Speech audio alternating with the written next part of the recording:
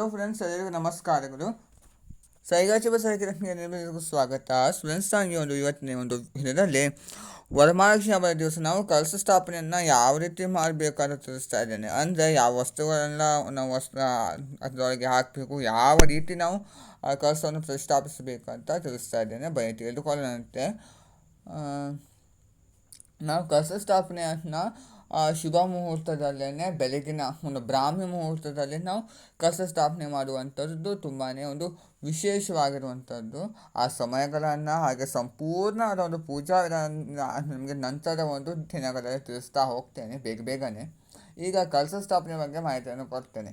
ಕಲಶ ಸ್ಥಾಪನೆಯನ್ನು ಹಿಂದಿನ ದಿವಸ ಏನು ನೀವು ಸ್ಟೆಪ್ ಬೈ ಸ್ಟೆಪ್ ನೀವು ಸೀರೆಯನ್ನು ಉಡಿಸ್ತೀರಿ. ಆ ಸೀರೆಯನ್ನು ನೀವು ಉಡಿಸ್ಕೊಂಡು ಹಿಂದಿನ ದಿವಸ ಏನು ನೀವು ಕೆಳಗಿನ ಒಂದು ಬಿಂದಿಗೆಯಲ್ಲಿ ಏನು ಅಕ್ಕಿನ ತುಂಬಿಸ್ತೀರಿ, ಅದನ್ನು ನೀವು ಹಿಂದಿನ ದಿವಸನೇ ರೆಡಿ ಮಾಡ್ಕೊಂಡು ಇಡಬಹುದು. ಆದರೆ ಏನು ನೀವು ಮೇಲೆ ನೀವು ನೀರನ್ನು ಹಾಕಿ ನಾವು ಕಲಶ ಸ್ಥಾಪನೆ ನಾವು ಆಹ್ವಾನ ಮಾಡ್ತೀವೋ ಅದು ನಾವು ಶುಕ್ರವಾರ ಬೆಳಿಗ್ಗೆ ಬ್ರಾಹ್ಮಿ ಮುಹೂರ್ತದಲ್ಲೇ ನಾವು ಅದನ್ನು ಮಾಡಬೇಕು. ಮತ್ತು ನೀವು ಹಿಂದಿನ ದಿವಸ ಬರುವುದಿಲ್ಲ, ನೀವು ಶುಕ್ರವಾರನೇ ಅದನ್ನು ಮಾಡಬೇಕು.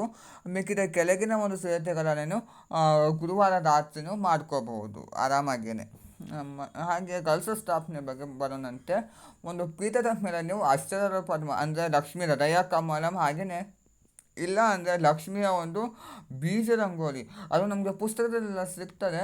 ಅದು ವರಮಹಾಲಕ್ಷ್ಮಿ ಹಬ್ಬದ ಒಂದು ಪುಸ್ತಕದಲ್ಲಿ ಅದೇ ಒಂದು ರಂಗೋಲಿಯನ್ನು ಹಾಕ್ಕೊಂಡು ನಂತರದಲ್ಲಿ ನೀವು ಒಂದು ಬಾಳೆ ಎಲೆಯನ್ನು ನೀವು ಹಾರಿಸ್ಬೇಕು. ಒಂದು ಬಾಳೆ ಎಲೆಯನ್ನು ಹಾಕಿ ನಿಮಗೆ ಬಾಳೆ ಎಲೆ ಸಿಕ್ಕಿಲ್ಲ ಅನ್ನೋದನ್ನು ಪ್ಲೇಟ್ ಅಂದರೆ ತಟ್ಟೆಯನ್ನು ಬಳಸ್ಬೋದು. ಆದರೆ ಬಾಳೆ ಎಲೆ ತುಂಬಾ ಶ್ರೇಷ್ಠವಾಗಿರುವಂಥದ್ದು. ಬೆಳ್ಳಿ ಬಂಗಾರದ ಒಂದು ತಟ್ಟೆಗಿಂತ ಬಾಳೆ ಎಲೆ ತುಂಬಾ ಪವಿತ್ರ. ಸೊ ಆ ಕಾರಣಕ್ಕೆ ಬಾಳೆ ಎಲೆಯನ್ನು ಇಟ್ಟು ಆದಮೇಲೆ 5 ಹಿಡಿ ಅಕ್ಕಿಯನ್ನು ಹಾಕಿ 5, 7, 9 ಹಿಡಿ ಅಕ್ಕಿಯನ್ನು ಹಾಕ್ಬೋದು.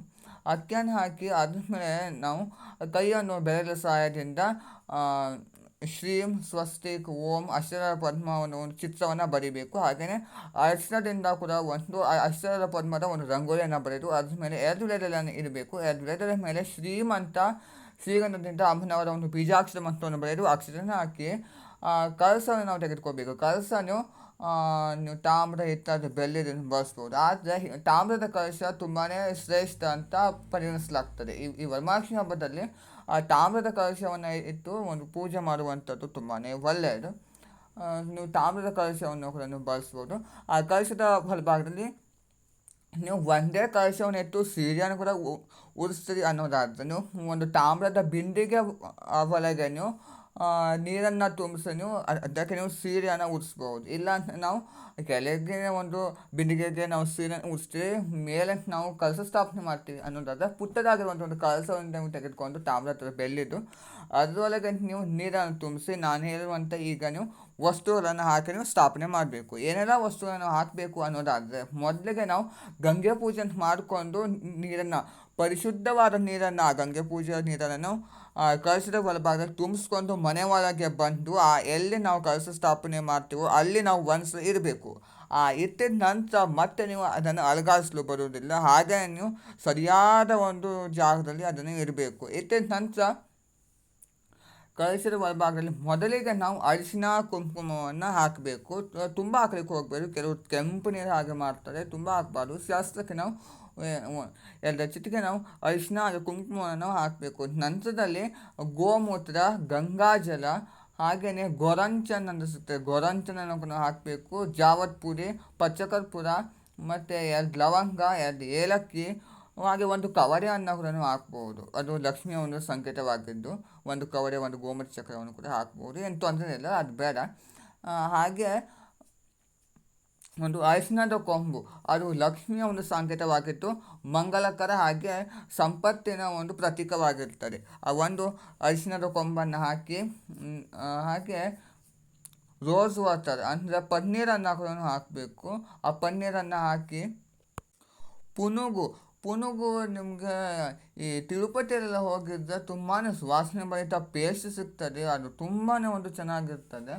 ಅದನ್ನು ಕೂಡ ನೀವು ಹಾಕ್ಬೋದು. ಇಲ್ಲಾಂದರೆ ನಿಮಗೆ ನಾರ್ಮಲ್ ನೀವು ಗ್ರಂಥಿಕಂಗಡಿಯಲ್ಲಿ ಏನು ಸಿಗ್ತದೋ ಅದನ್ನು ಕೂಡ ನೀವು ಹಾಕ್ಬೋದು. ಆ ಕಲಶದ ಹೊರಭಾಗದಲ್ಲಿ ಪುನುಗನ್ನು ನೀವು ಹಾಕಬೇಕು. ಅದಕ್ಕೆ ನೀವು ಬಟ್ಲಟ್ಟಿಗೆ ಹಾಕುವುದಾದರೆ ಅದನ್ನು ಹಾಕಿ ಪೂರ್ಣ ಅದಕ್ಕೆ ಆದರೆ ಒಂದನ್ನು ಹಾಕಬೇಕು.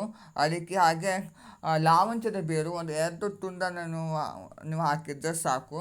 ಹಾಗೆ ಒಂದು ಬೆಳ್ಳಿ ಅಥವಾ ಒಂದು 5 ರೂಪಾಯಿಯ ಒಂದು ನಾಣ್ಯ. ಹಾಗೆ ಕೊನೆಯದಾಗಿ ಹೂ ಮತ್ತು ಅಕ್ಷತೆಯನ್ನು ಸಂಕಲ್ಪ ಮಾಡಿಕೊಂಡು ನೀವು ಗಂಗೆ ಪೂಜೆಯನ್ನು ಮಾಡ್ಕೋಬೇಕು. ಗಂಗೆ ಚಿಮನೆ ಚೈವ ಗೋದಾವರಿ ಸರಸ್ವತಿ ನರ್ಮದೆ ಸಿಂಧು ಕಾವೇರಿ ಜಲಸ್ಮಿನ್ ಸನ್ನಿಧಿಂ ಕುರು ಅದನ್ನು ಹೇಳ್ಕೊಂಡು ಒಂದು ಅಕ್ಷತೆನ ಹೂ ಮತ್ತು ಕಲಶದ ಒಳಭಾಗದಲ್ಲಿ ಹಾಕಿ ಕಲಶಕ್ಕೆ ನಾವು ಕಂಕಣವನ್ನು ಕಟ್ಟಬೇಕು. ನೀವು ಪ್ರಾರಂಭದಲ್ಲಿ ಕೂಡ ಕಟ್ಬೋದು, ಇಲ್ಲಾಂದರೆ ಈಗ ಕೂಡ ನೀವು ಕಟ್ಬೋದು. ನೀವು ಅಂಗ್ನೂಲನ್ನು ನೀವು ತೆಗೆದುಕೋಬೇಕು.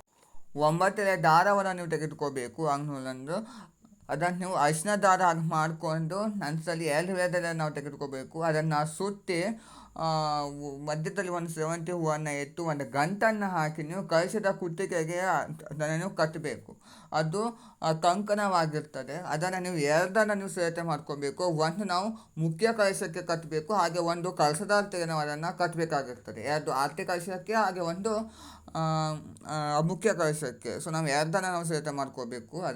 ಅದೇ ರೀತಿಯೇ ನೀವು ನಂತರದಲ್ಲಿ 5 ವೇದನೆ ನಾವು ಇರಬೇಕು. 5 ವೇದನೆಗೆ ಕೂಡ ಕೊನೆಯದಾಗಿ ಸ್ವಲ್ಪ ಮಟ್ಟಿಗೆ ಶ್ರೀಗಂಧ ಅರಿಶಿನ ಕುಂಕುಮವನ್ನು ಹಚ್ಚಿ ನೀವು 5 ವೇದನೆಯನ್ನು ಕೂಡ ಜೋಡಿಸ್ಬೇಕು. ಹಾಗೆ ಒಂದು ಮಾವಿನ ಕುಡಿಯನ್ನು ಕೂಡ ಇರಬೇಕು. ಮಾವಿನ ಕುಡಿಯನ್ನು ಕಂಪಲ್ಸರಿ ಆಗಿ ಇರಲೇಬೇಕು ಈ ಹಬ್ಬದಲ್ಲಿ. ಮತ್ತು ಕೊನೆಯದಾಗಿ ನಾವು ಕಾಯಿಯನ್ನು ಇರಬೇಕು. ಕಾಯಿ ತುಂಬಾ ಚೆನ್ನಾಗಿದ್ದ ಕಾಯಿಯನ್ನು ಇರಬೇಕು. ಕಣ್ಣುಗಳು ಕಾಣಿಸ್ಬಾರ್ದು, ಏನು ಬಿಟ್ಟಿರಬಾರ್ದು, ಚೆನ್ನಾಗಿರಬೇಕು. ಕಾಯಿಗೆ ಸಂಪೂರ್ಣವಾಗಿ ನೀವು ಅರಿಶಿನವನ್ನು ಬಳಿಬೇಕು. ಅರಿಶಿನವನ್ನು ಬಳಿದು ಅದಕ್ಕೆ ನೀವು ಚೆನ್ನಾಗಿ ನೀವು ಅರಿಶಿನ ಹಚ್ಚಿಕೊಂಡು ಕಾಯಿಯನ್ನು ಇರಬೇಕು. ನಂತರದ ಒಂದು ಸಿದ್ಧತೆ ಅಂದರೆ ನಾವು ಯಾವ ರೀತಿ ಕಲಶವನ್ನು ಅಲಂಕರಿಸಬೇಕು ಅಂತ ಒಂದು ಸಂಪೂರ್ಣವಾಗಿ ಪೂಜಾ ವಿಧಾನ ನಮಗೆ ನಂತರದ ಒಂದು ವಿಡಿಯೋದಲ್ಲಿ ತಿಳಿಸ್ತಾ ಹೋಗ್ತೀನಿ. ನೋಡಲ್ಲ ಫ್ರೆಂಡ್ಸ್, ಇವತ್ತಿನ ಈ ಒಂದು ವಿಡಿಯೋದಲ್ಲಿ ನಾನು ನಿಮಗೆ ಕಲಶ ಸ್ಥಾಪನೆಯ ಬಗ್ಗೆ ಅಷ್ಟೇ ಮಾಹಿತಿಯನ್ನು ಕೊಟ್ಟಿದ್ದೇನೆ. ಎಲ್ಲರಿಗೂ ಕೂಡ ಇಷ್ಟವಾಗಿದೆ ನಾನು ಭಾವಿಸಿದ್ದೇನೆ. ಇಷ್ಟವಾದಲ್ಲಿ ಲೈಕ್ ಮಾಡಿ, ಶೇರ್ ಮಾಡಿ, ಕಮೆಂಟ್ ಮಾಡಿ, ಹಾಗೆಯೇ ಒಂದು ಸಬ್ಸ್ಕ್ರೈಬ್ ಮಾಡ್ಕೊಳ್ಳಿ. Thank you.